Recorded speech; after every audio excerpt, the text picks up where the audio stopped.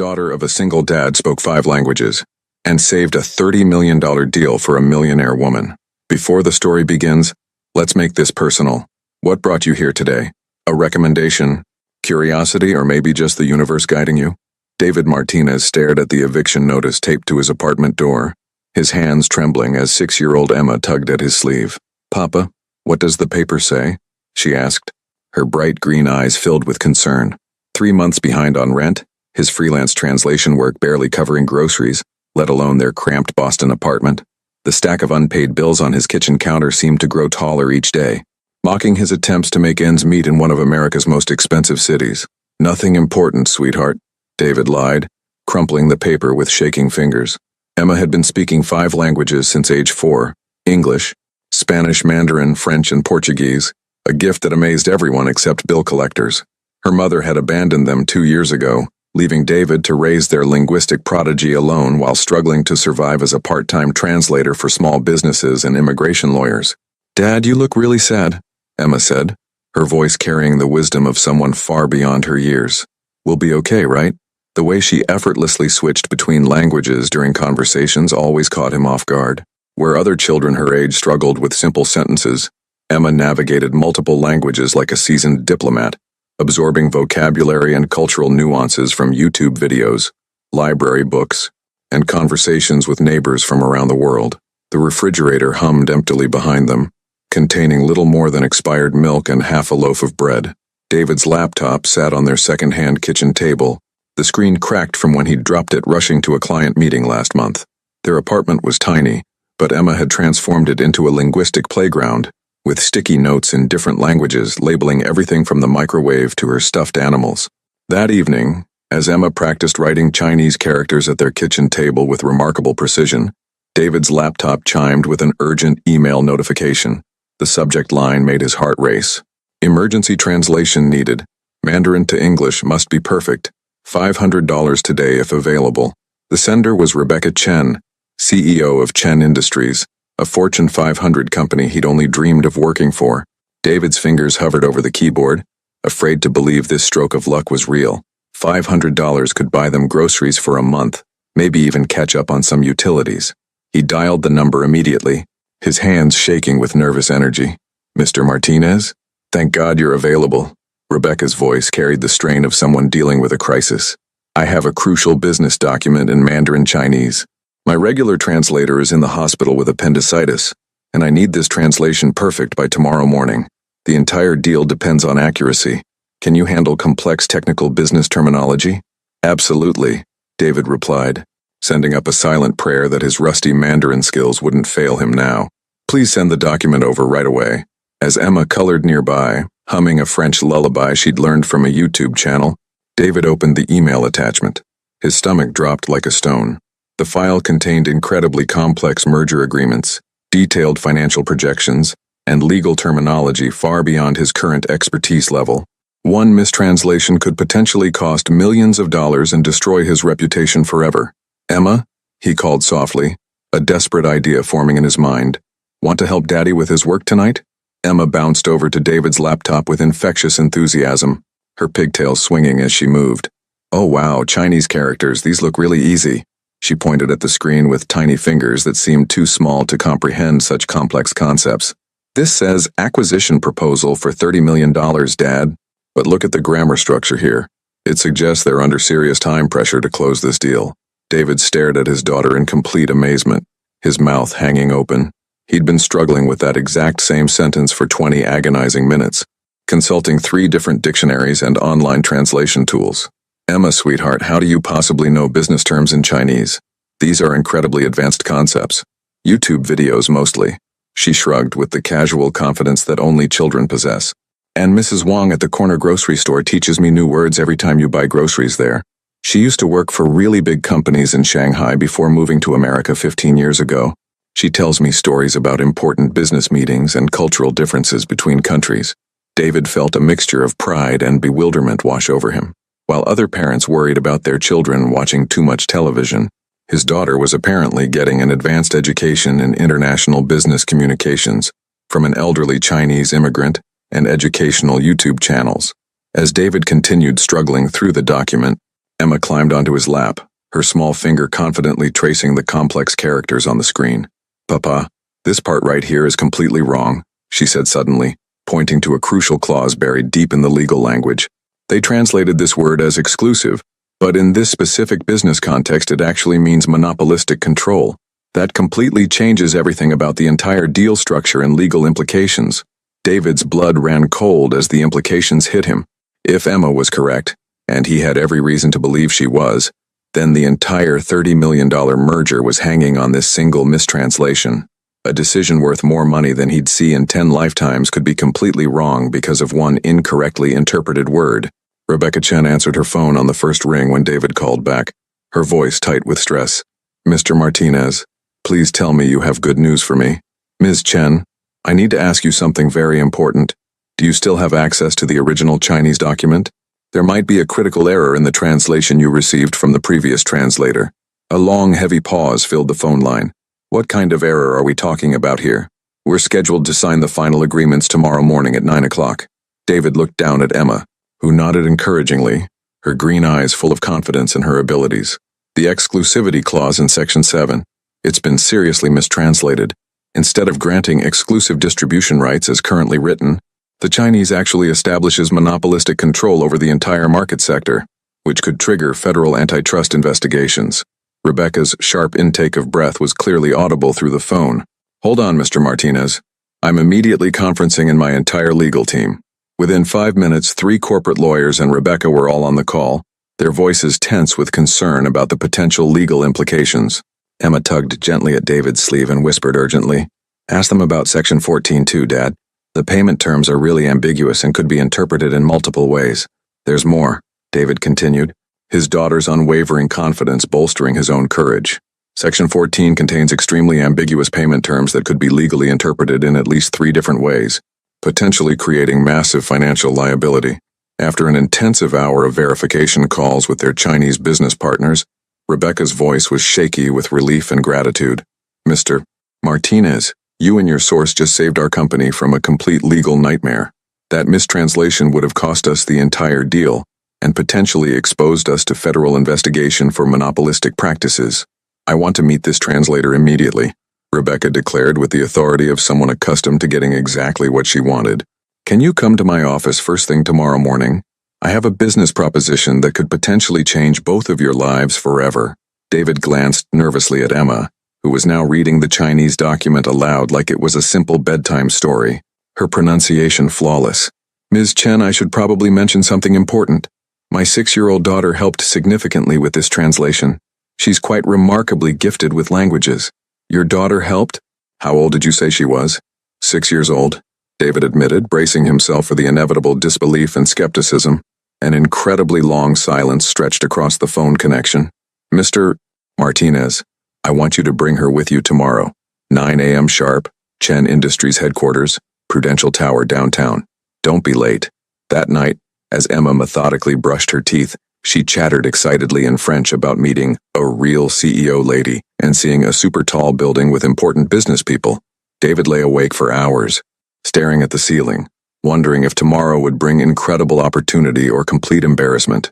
His daughter's gift was absolutely undeniable, but would a Fortune 500 CEO actually take a 6-year-old child seriously in a business context? The next morning, David dressed Emma in her absolute best dress, a hand-me-down from her older cousin that was still slightly too big, and put on his own worn but clean suit. The Prudential Tower's gleaming marble lobby made him feel severely underdressed and completely out of place among the sharply dressed business professionals rushing past. "Wow, Dad, this building is exactly like the ones in my Shanghai business YouTube videos," Emma exclaimed in perfect Mandarin, causing several passing business people to stop and stare in obvious amazement. Rebecca Chen's 52nd floor corner office offered breathtaking views of Boston Harbor and the surrounding city. She appeared younger than David had expected, perhaps 35 years old, with impeccably tailored business suits and sharp, intelligent eyes that seemed to miss absolutely nothing. When they entered her spacious office, she was finishing an obviously heated phone conversation in rapid, fluent Mandarin. Emma listened intently to the conversation, her head tilted in concentration, then whispered to David in Spanish, "She's really frustrated because someone important in Beijing isn't understanding her proposal for expanding their manufacturing operations. Rebecca hung up the phone and turned to face them with professional composure. "You must be Emma," she said, crouching down to the little girl's eye level. "Your father tells me you speak 5 different languages fluently." "Yes, I also speak Portuguese and French pretty well," Emma replied cheerfully, cycling through languages like she was changing television channels, completely unaware of how extraordinary her abilities truly were. Rebecca's professionally maintained eyebrows shot up in surprise. She said something in extremely complex Mandarin, a sophisticated business idiom that David barely understood even with his translation experience. Emma giggled delightedly and responded with complete fluency. "You're testing me. You said the early bird catches the worm, but in business context it means first mover advantage in market positioning. My YouTube teacher Mr. Lee explained that exact phrase last week." Rebecca stood up very slowly, staring at Emma like she'd just discovered an incredibly rare and valuable gem sitting casually in her office. "Emma," Rebecca said very carefully, her voice controlled but amazed, "I'm going to say something in Portuguese. I want you to tell me not just what the words mean, but what I'm really trying to communicate." She spoke a rapid, complex sentence with perfect pronunciation. Emma tilted her small head thoughtfully, considering not just the words but the subtle implications. "You said the contract needs very careful review, but your tone and word choice suggest you already know there's a specific problem hidden in the language, and you're testing whether I can identify the issue without you telling me directly what to look for." Rebecca's carefully maintained professional composure completely cracked, replaced by genuine amazement. "David, do you fully understand what your daughter just demonstrated? That's advanced sociolinguistic awareness at a graduate level. She's not just mechanically translating words. She's reading context, vocal tone, cultural implications, and implied meaning simultaneously." David felt an overwhelming surge of pride mixed with growing concern about the implications. She's always been incredibly special with languages, but I never fully realized the depth of her abilities until recently. "Mr. Martinez, I have business offices in 12 different countries around the world. I spend hundreds of thousands of dollars annually on professional translation services, and most of them completely miss these kinds of cultural subtleties." Rebecca pulled out her expensive smartphone. "Emma, I'm going to play a recorded conversation from our Beijing office. There's been ongoing confusion about a manufacturing timeline that's costing us money. Can you listen carefully and tell me what the real underlying issue actually is?" As rapid Mandarin flowed from the phone speakers, Emma's expression grew increasingly serious and focused. She listened intently for 3 full minutes, occasionally nodding with understanding, her young face showing remarkable concentration. "The problem isn't actually the timeline at all," Emma said finally, her voice confident but respectful. "Mr. Zhang is saying all the right words about meeting deadlines, but he's really worried about quality control standards. He uses very formal, polite language, but his specific word choices suggest he's genuinely concerned about rushing the manufacturing process. He's not comfortable saying no directly to authority figures, so he's expressing his concerns indirectly through discussing scheduling issues instead." Rebecca stared at her phone, then back at Emma, her expression one of complete disbelief. "I've been trying to solve this communication breakdown for 3 frustrating weeks. My entire team interpreted his responses as a simple scheduling conflict. In traditional Chinese business culture," Emma continued matter-of-factly, as if discussing something as simple as the weather, "direct disagreement with superiors can be considered very impolite and disrespectful, so serious concerns are often expressed indirectly through discussion of related topics that seem safer to address." "Where on earth did you learn about Chinese business culture?" Rebecca asked, her voice barely above a whisper. "Mrs. Wong at the grocery store teaches me about her old job when Dad buys groceries, YouTube videos from business professors, and sometimes Dad gets frustrated translating business documents, so I help him understand the cultural parts that don't translate directly." Rebecca walked slowly to her floor-to-ceiling windows, looking out at Boston Harbor with obvious deep thought. When she turned back around, her expression was intensely focused and determined. "David, Emma, I want to make you both an offer that might sound completely crazy." Rebecca sat behind her massive mahogany desk, her fingers steepled in front of her as she considered her words carefully. "David, I want to hire you immediately as my senior cultural liaison translator. The salary would be $200,000 annually, plus full benefits package, plus a company apartment in downtown Boston." David's breath caught in his throat, and he felt momentarily dizzy. "Ms. Chen, that's incredibly generous beyond my wildest dreams, but I'm not finished with my proposal." Rebecca's intense eyes shifted to focus directly on Emma. "Emma, I want to create something completely unprecedented in the business world. a junior cultural consultant position specifically designed for you. You would work directly with our international communications team, helping us understand not just what our global business partners are saying, but what they actually mean on deeper cultural levels. Emma bounced excitedly in her chair, her eyes lighting up with enthusiasm. Like being a detective but with words and feelings instead of clues? Exactly like being a detective with words and cultural feelings. Rebecca smiled genuinely for the first time since they'd met. You would attend virtual meetings with international clients, review important business documents before major decisions, and help us avoid the kind of $30 million translation mistakes that nearly happened yesterday. David felt completely overwhelmed by the magnitude of the offer. Ms. Chen, she's only 6 years old. What about regular school, normal childhood development, playing with friends her own age? I've already thought extensively about those concerns, Rebecca said quickly, clearly having anticipated this objection. Completely flexible schedule, private tutoring with certified teachers, child development oversight by licensed professionals. Emma would work maybe 10 hours per week maximum, always with you present for supervision. And David, the salary I quoted? That's just your base pay. Emma's consulting fees would be completely separate additional income. Emma looked up at her father with those impossibly wise green eyes. Dad, could we help people understand each other better? Like when Mrs. Wong gets sad because grocery store customers don't understand her accent and get impatient with her? David's throat tightened with emotion. Just 3 months ago, they were facing eviction and wondering where their next meal would come from. Now they were being offered financial security beyond his wildest dreams. But more importantly, a chance to use Emma's incredible gift to help people communicate across cultural barriers. There's even more to consider, Rebecca continued, leaning forward with obvious excitement. Yesterday's merger deal, it's with Tanaka Industries in Tokyo, Japan. When I explained to them about the translation error you caught, they specifically requested to meet the translator who identified the problem. Emma, they want to meet you personally. Japanese business executives requesting to meet a 6-year-old American girl. David shook his head in continued disbelief. The CEO, Mr. Tanaka, has a business philosophy about wisdom coming from unexpected sources and places.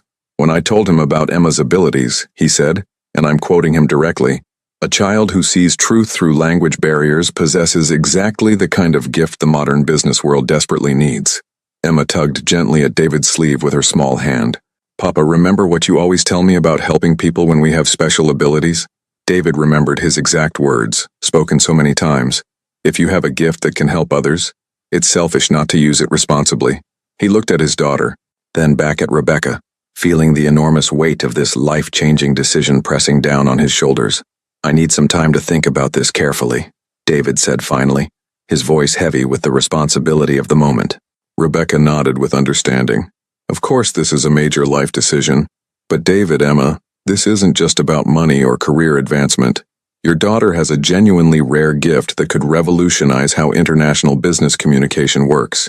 The question you need to answer is, are you both ready to change not just your own lives but potentially how the entire world approaches cross-cultural business relationships?" As they left the impressive Prudential Tower, Emma skipped happily beside David, chattering enthusiastically in a mixture of languages about helping people understand each other better across different cultures. David realized their lives had just taken a dramatic turn that neither of them could have possibly imagined even a week ago. That quiet evening, David sat on their threadbare couch watching Emma patiently teach her collection of stuffed animals different languages with remarkable dedication. "Mr. Bear speaks only English, but Mrs. Rabbit speaks Spanish," she explained to her toys with perfect seriousness, as if they were actual students in her imaginary classroom. His phone buzzed insistently with a text message from Rebecca. "David, I've attached detailed employment contracts for your careful review. Also, the Tanaka Industries meeting is officially scheduled for next week via video conference. Emma would potentially become the youngest business consultant in recorded corporate history. Take all the time you need for this decision, but please know this. Yesterday proved your daughter isn't just academically gifted. She's potentially revolutionary for international business." David opened the email attachment, his eyes widening dramatically at the salary figures and benefit packages. Emma's consulting fee alone was substantially more than he'd managed to earn in the past 2 years combined. But more significant than the money, Rebecca's words continued echoing in his mind. "Revolutionary. Dad?" Emma looked up from her stuffed animal language school. "Mrs. Wong came by the apartment while you were in the bathroom earlier. She brought us tea and fortune cookies from her store." David realized he hadn't heard the doorbell ring, Mrs. Wong stood quietly in their small kitchen, her weathered face creased with obvious concern about something important. "David," she said in her heavily accented but carefully chosen English, "Emma tell me about big business lady offer. I very worried about little girl." Emma immediately switched to fluent Mandarin, speaking rapidly and expressively with Mrs. Wong. David caught familiar fragments, something about helping people communicate, bridging cultural gaps, being very careful with important responsibilities. Mrs. Wong's expression gradually shifted from worried concern to growing amazement as Emma explained the situation in detail. Finally, she turned back to David, tears forming in her wise old eyes. "David, you know I worked 30 years in Shanghai for big international companies before coming to America. I see many translator, many business consultant over decades." "Emma," she paused, searching carefully for the right English words. "Emma has special gift I never see before. She understand not just words but heart and soul behind words." "Mrs. Wong, I'm honestly scared," David admitted with complete honesty. "She's still so young, and this seems like such enormous responsibility." The elderly woman smiled warmly, patting Emma's head with obvious affection. "In China we have very old saying, wisdom not measured by years lived, but by depth of understanding achieved. Emma has old wise soul living in young body." That night, as David carefully tucked Emma into her small bed, she looked up at him with those serious, impossibly mature eyes. "Dad, if we help Ms. Chen with her business, can we also help Mrs. Wong somehow? She gets really sad when people at the grocery store don't understand her accent and get impatient." David's heart clenched with overwhelming love and pride. Even faced with the possibility of wealth and professional prestige, Emma's first instinctive thought was helping their elderly immigrant neighbor feel more understood and accepted. "Maybe we can help lots of people understand each other better across different cultures," he said softly. Stroking her hair, Emma smiled peacefully, switching to Portuguese for her nightly good-night ritual. "Good night, Papa. Tomorrow will be amazing, right?" As David turned off the bedroom light, he realized his 6-year-old daughter had just made the decision for both of them with her pure heart and generous spirit. They weren't just accepting a lucrative job offer, they were embracing a destiny that neither had imagined possible just days ago. His phone buzzed one final time with another message from Rebecca. "P.S. Mr. Tanaka specifically requested that Emma choose which language she'd prefer for tomorrow's preliminary introductory call. He believes her instinctive choice will reveal something important about cross-cultural communication psychology." David stared at the message, then looked back at Emma's peacefully sleeping form. Tomorrow, his extraordinary daughter would make business history. The question that remained was the corporate world truly ready for Emma Martinez? 3 days later, David found himself adjusting Emma's small blazer in Rebecca's conference room, preparing for the most important video call of their lives.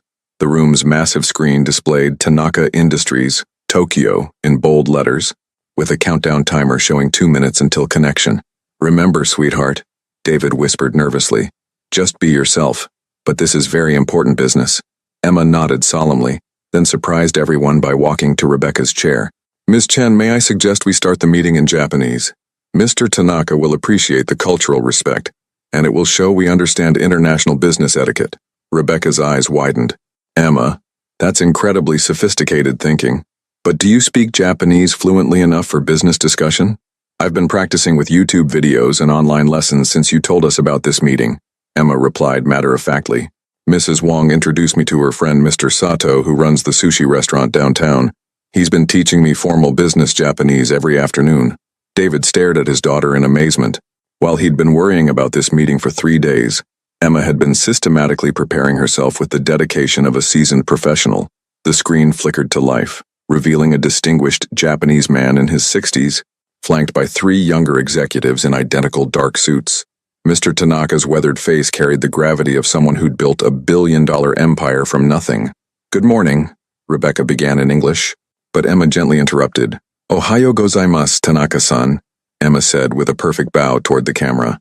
"Watashi wa Emma Martinez desu. Thank you for taking time to meet with us today." The effect on the Japanese executives was immediate and dramatic. Mr. Tanaka's stoic expression cracked into genuine surprise, then broke into the warmest smile David had ever seen on a business call. "Remarkable," Mr. Tanaka replied in accented but clear English.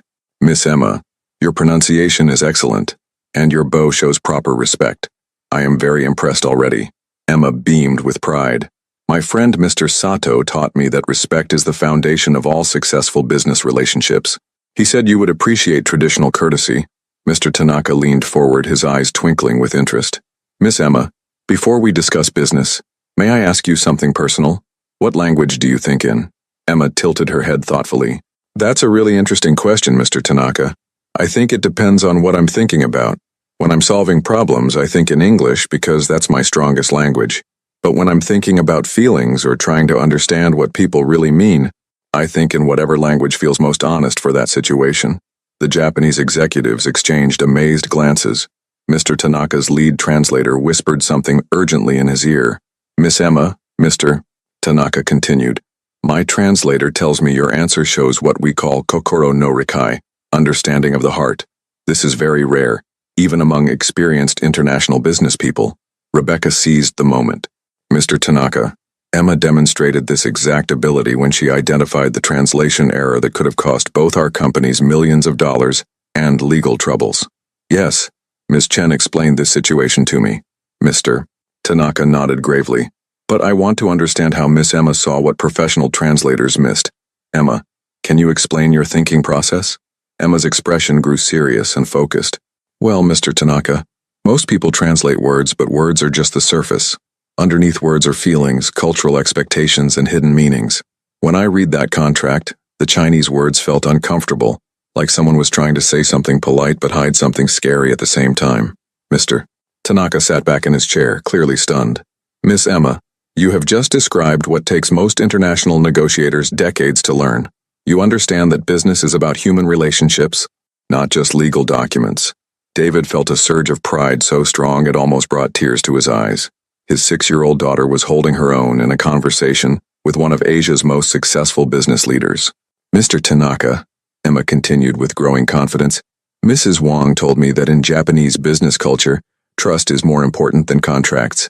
She said you probably want to understand who we really are as people before deciding if you want to work with us. The silence on the video call stretched for several long seconds. Finally, Mr. Tanaka spoke, his voice filled with genuine respect. Miss Emma, in 60 years of business, I have never met anyone who understood this principle so clearly at such a young age. You are absolutely correct. Character matters more than credentials. Mr. Tanaka leaned forward, his expression growing more serious. Miss Emma, I have a test for you, if you're willing. I'm going to describe a business situation, and I want you to tell me what you think is really happening beneath the surface. Emma nodded eagerly, her small hands folded professionally in her lap. I'm ready, Mr. Tanaka. Imagine this scenario, Mr. Tanaka began carefully. A German company wants to partner with a Brazilian company. The Germans send very detailed contracts with precise timelines and exact specifications. The Brazilians respond with enthusiasm, but ask for more flexible deadlines and want to meet in person before signing anything. The Germans think the Brazilians are disorganized and unreliable. The Brazilians think the Germans are cold and don't trust them. What do you think is the real problem? Emma's brow furrowed in concentration for nearly a minute. David held his breath, wondering if his daughter could possibly handle such a complex international business scenario. I think both companies want the same thing, a successful partnership, but they're speaking different cultural languages. Emma said slowly. The Germans show respect and trust by being very organized and detailed, because in their culture, precision means you take someone seriously. The Brazilians show respect and trust by wanting personal relationships first, because in their culture business is about friendship and human connection. She paused, gathering her thoughts. Neither company is wrong, but they're both misunderstanding what the other's behavior means. The Germans aren't cold. They're being respectful in their way. The Brazilians aren't disorganized. They're being respectful in their way. Mr. Tanaka's eyes widened significantly. And what would you suggest to solve this problem? Maybe someone could explain to the Germans that Brazilians build trust through personal relationships. So the meeting request shows they're taking the partnership seriously, not being difficult, and maybe someone could explain to the Brazilians that Germans build trust through careful planning, so the detailed contracts show they're committed to success, not being suspicious. The Japanese executives were now whispering excitedly among themselves. Mr. Tanaka raised his hand for silence. Miss Emma, you have just solved a real problem that cost my company $2 million last year, he said with obvious amazement. We lost a partnership with a Brazilian firm because of exactly this cultural misunderstanding. Rebecca's jaw dropped. Emma, that was incredible analysis for someone with no formal business training. Thank you, Emma said simply. Mrs. Wong always says that most fights happen because people are good at talking, but bad at listening to what's really being said. Mr. Tanaka suddenly stood up in his office, causing his executives to quickly follow suit. Miss Emma, Mr. Martinez, Miss Chen, I have a proposal that will sound very unusual. David's heart began racing again. Every conversation with business leaders seemed to end with life-changing proposals. Next month, I am hosting an international business summit in Tokyo. The world's largest companies send their top cultural consultants and international relations experts. These are people with decades of experience and advanced degrees from prestigious universities. Emma listened intently, her green eyes bright with curiosity. I want to invite Emma to be our youngest keynote speaker, Mr. Tanaka continued. I believe her perspective on cross-cultural communication could revolutionize how international business operates. David felt the room spinning around him. Mr. Tanaka, that's an incredible honor. But Emma has never spoken publicly and she's only 6 years old. Papa, Emma said quietly, remember what you taught me about fear? You said being scared means something is important enough to care about. Mr. Tanaka smiled warmly. Miss Emma, I will personally ensure you have all the support you need. My team includes child development specialists and presentation coaches. But I believe the business world needs to hear your natural wisdom. Rebecca was furiously taking notes. Mr. Tanaka, this could establish Emma as the world's youngest international business consultant. The media attention alone would be unprecedented. The keynote speech would be 30 minutes, Mr. Tanaka explained. You would simply share your thoughts on understanding people across different cultures.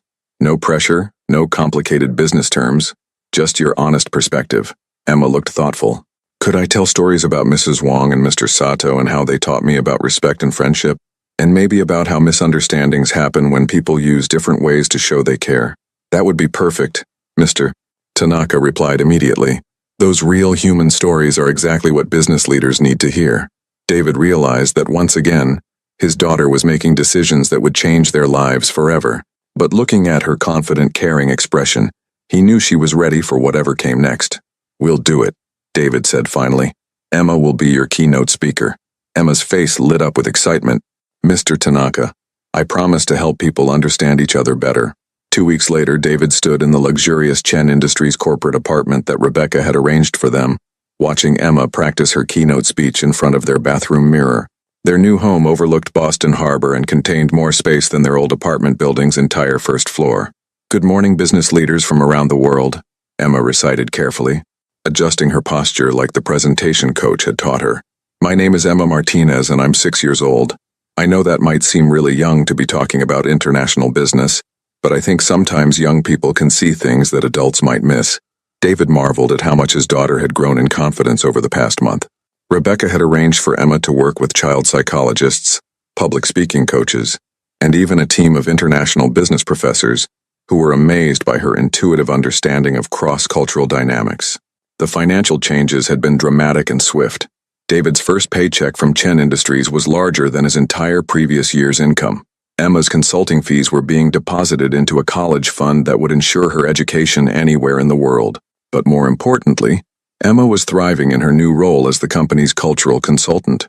Papa, do you think people will listen to me? Emma asked, turning away from the mirror with a trace of nervousness. Sweetheart, Mr. Tanaka specifically requested you because he believes you have something important to say, David replied reassuringly. And remember, you've already helped save a $30 million deal and solved problems that cost his company millions. Emma nodded thoughtfully. I've been thinking about what Mrs. Wong said yesterday. She told me that when she first came to America, she felt scared because people seemed impatient with her accent. But then she realized that most people weren't mean. They just didn't understand that her careful English showed respect, not slowness. That's a beautiful story to include in your speech, David encouraged. The doorbell rang, and David opened it to find Rebecca holding an enormous bouquet of flowers and a professionally wrapped gift box. These just arrived from Mr. Tanaka's office in Tokyo, Rebecca announced excitedly. Emma, there's a personal note for you. Emma carefully opened the elegant envelope and read aloud. Dear Miss Emma, I am honored that you will share your wisdom with business leaders from around the world. Your words will help create understanding between people who speak different languages, but share the same hopes for success and friendship. With respect and admiration, Hiroshi Tanaka. Inside the gift box was an exquisite silk scarf embroidered with flowers from different countries, cherry blossoms from Japan, roses from America, peonies from China, lavender from France, and tropical flowers from Brazil. Oh my goodness, Emma breathed, holding up the scarf. It's like all the countries holding hands through flowers. Rebecca wiped away a tear. Emma, that scarf cost more than most people make in a month. Mr. Tanaka clearly sees something very special in you. That evening, as David tucked Emma into her new bed in their spacious bedroom, she looked up at him with those wise green eyes. Dad, I'm a little scared about speaking to all those important business people, she admitted honestly. David sat on the edge of her bed. You know what, sweetheart? Being nervous means you care about doing a good job. But remember, you're not trying to impress anyone with big words or complicated ideas. You're just sharing what you've learned about understanding people. Mrs. Wong said something really smart today, Emma continued. She said that when people from different places work together, they can create something more beautiful than any of them could make alone. Like her dumplings, they use Chinese techniques, but American ingredients, and they taste better than either country's food by itself. David smiled, amazed once again by the wisdom that seemed to flow naturally from his daughter. That sounds like exactly the kind of insight that business leaders need to hear. Papa, do you think Mama would be proud of us now? Emma asked quietly. David's heart clenched. Emma rarely mentioned her mother, who had left them when the financial pressures became too overwhelming. I think she would be amazed by the incredible person you're becoming, he said truthfully. Emma smiled peacefully. Tomorrow I'm going to tell all those business people about Mrs. Wong's dumplings and how different countries can make something beautiful together. As David turned off the light, he realized that his daughter wasn't just preparing to give a speech. She was preparing to change how the world thought about international cooperation. And somehow, a 6-year-old girl from a struggling Boston family was exactly the teacher the business world needed. The morning of Emma's departure to Tokyo, David stood in their apartment kitchen making breakfast, his hands shaking slightly with nervous energy. Emma sat at the table, methodically reviewing note cards while eating her cereal, as calm as if she were preparing for a normal school day. Papa, I've been thinking about something important, Emma said between spoonfuls. What if the business people don't understand why a little kid is giving them advice? Before David could respond, his phone rang. The caller ID showed Rebecca's office number. David, you need to turn on the business news right now. Rebecca's voice was tight with excitement and concern. Channel 7. Immediately, David grabbed the remote and switched to the financial news network. A perfectly groomed anchor was speaking directly into the camera. In an unprecedented move, Tanaka Industries has announced that their International Business Summit will feature the world's youngest keynote speaker, 6-year-old Emma Martinez from Boston, Massachusetts. Emma dropped her spoon and stared at the television as her school photo appeared on screen. Critics are calling this a publicity stunt, the anchor continued, while supporters argue that fresh perspectives are exactly what international business needs. The question remains, can a 6-year-old child really offer valuable insights to Fortune 500 executives?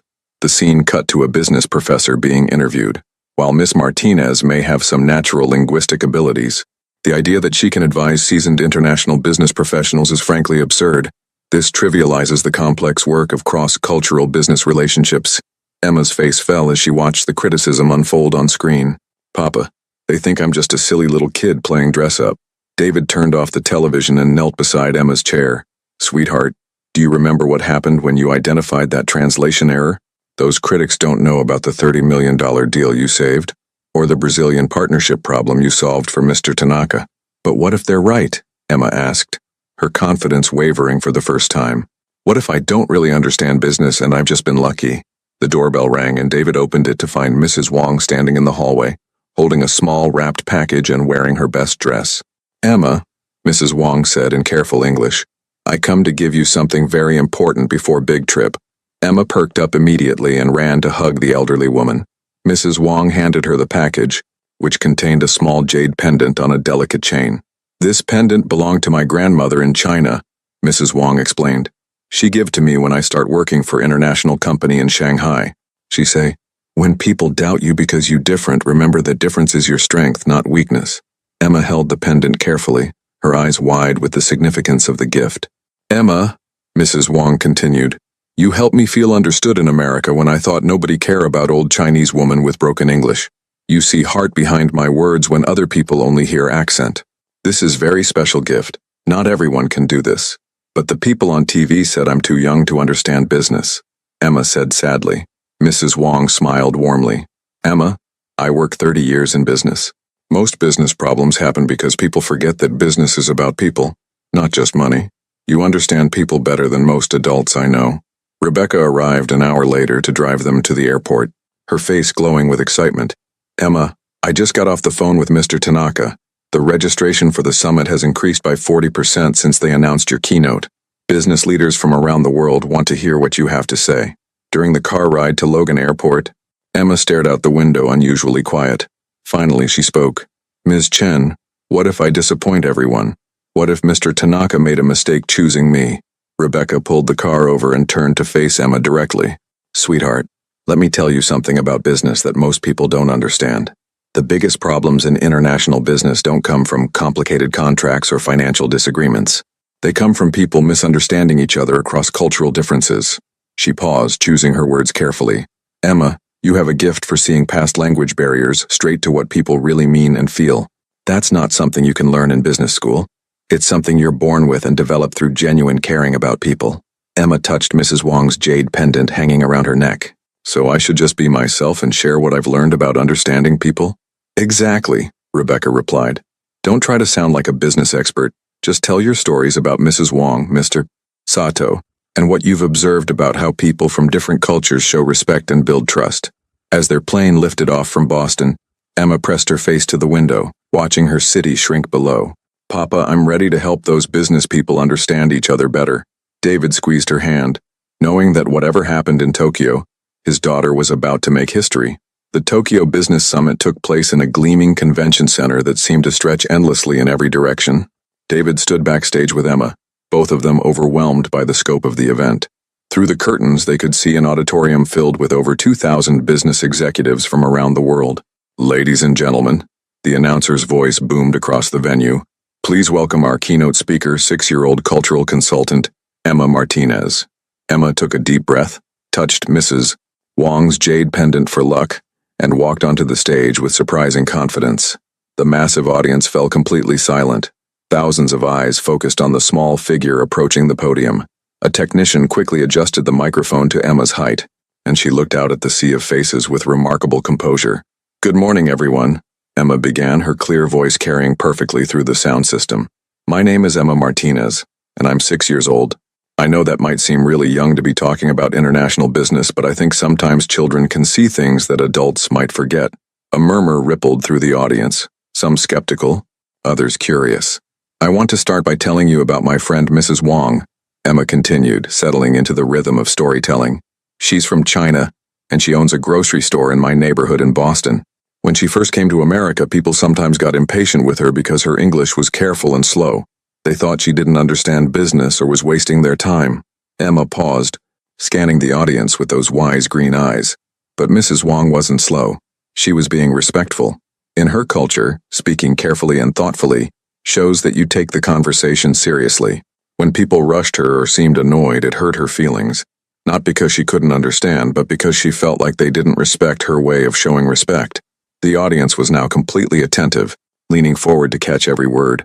I learned something important from Mrs. Wong. When people from different countries seem difficult or strange, they're usually just showing respect or friendship in a way that's normal for them but different for you. Emma walked slightly away from the podium, becoming more animated as she warmed to her topic. For example, my friend Mr. Sato, who owns the sushi restaurant, taught me that in Japanese business culture, taking time to build personal relationships isn't wasting time. It's the most important part of business. He said Americans sometimes think Japanese business people are too slow to make decisions, but really they're making sure everyone feels respected and included. Several Japanese executives in the audience nodded approvingly, and I learned from helping my dad with translation work that sometimes the most important part of understanding someone isn't the exact words they use. It's the feelings and cultural meanings behind those words. Emma's voice grew stronger and more confident as she continued. I think lots of business problems happen because people are good at speaking their own cultural language, but not very good at listening to other people's cultural languages. It's like everyone is trying to be polite and respectful, but they're using different rules for what polite and respectful look like. The massive auditorium was now completely silent except for Emma's voice. So maybe instead of getting frustrated when someone does business differently than we expect, we could get curious. Instead of thinking they're doing this wrong, we could think, I wonder what this means in their culture. Or, I wonder how they show respect in their country. Emma paused, looking directly at different sections of the audience. Mrs. Wong taught me that when people from different places work together with understanding and patience, they can create something more beautiful and successful than any of them could create alone. Like her dumplings, they use Chinese techniques with American ingredients, and they're more delicious than either country's food by itself. The analogy drew warm chuckles and nods throughout the audience. I think international business could be like Mrs. Wong's dumplings, taking the best ideas and approaches from different cultures and combining them into something amazing that helps everyone succeed. Emma returned to the podium for her conclusion. Thank you for listening to me today. I hope I've helped you remember that behind every different way of doing business, there are people who want the same things you want: respect, success, and good relationships. We just sometimes use different ways to show it. The silence that followed seemed to last forever. Then slowly one person began clapping, then another. Within seconds, the entire auditorium erupted in thunderous applause that continued for several minutes. As Emma walked off the stage, David rushed to embrace her, tears streaming down his face. His 6-year-old daughter had just delivered one of the most impactful business presentations he'd ever witnessed. 3 months after Emma's triumphant Tokyo keynote, David stood in the reception area of Chen Industries' newly expanded International Communications Department. The walls were covered with framed newspaper articles about Emma's speech, including headlines like "6-year-old revolutionizes international business" and "Child prodigy teaches Fortune 500 companies about cultural understanding." Emma sat in her specially designed workspace, child-sized furniture in a corner of the main office, reviewing translation documents while coloring in a unicorn picture. She had somehow mastered the ability to switch seamlessly between serious business consultation and normal 6-year-old activities. "Emma," Rebecca called from her office, "could you join our video conference with the Munich office? They're having communication difficulties with their suppliers in Vietnam." Emma put down her crayons and walked to the conference room with the professional confidence of someone far beyond her years. Within 20 minutes, she had identified that the Vietnamese suppliers were expressing concern about quality standards through indirect discussions about delivery schedules, exactly the type of cultural miscommunication she'd become famous for solving. After the call, Rebecca pulled David aside privately. "David, I need to show you something that's going to change your lives again." She handed him a thick folder labeled "Confidential, Martinez Family Opportunities." 3 major universities want to study Emma's linguistic development," Rebecca began. "Harvard, MIT, and Stanford are offering full scholarships plus research stipends. International businesses are requesting Emma's consultation services directly. We've received over 200 inquiries since Tokyo." David's eyes widened as he scanned the documents. "Rebecca, these numbers are incredible." "There's more," Rebecca continued. "Publishing companies want to work with Emma on children's books about cultural understanding.